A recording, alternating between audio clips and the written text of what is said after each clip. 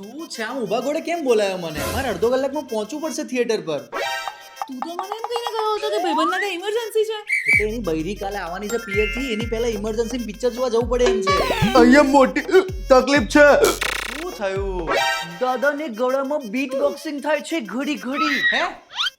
અરે હેડકી, દાદાને સવારથી હેડકી બંધ નથી થતી. અરે યાર મેં તને કીધું છે ને, દાદા જ્યાં સુધી હાર્ટ એટેક ના આવે ત્યાં સુધી મને હેરાન નહીં કરવાનો. બાપ રે ગોર. પેલું આપણે નાનપણમાં બાજુવાળા છોકરાને શું કહેતા હતા? કાળિયો. ગોર કાળિયો આવી ગયો છે. આ જો ઘરના ડોશાની ચિંતા જ નથી. લાય તું બોટલ, તું નાક પકડ. વાંદરા મને દુબળે મારી નાખશો. મારી પાસે એક આઈડી છે.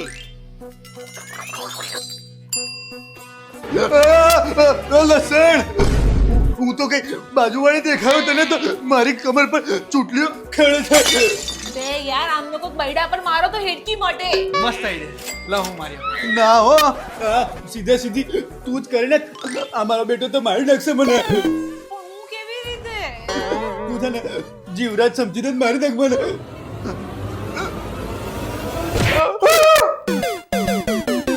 હેડકી તો મટી ગઈ. અમારા વેડા પર મલમ લગાવો.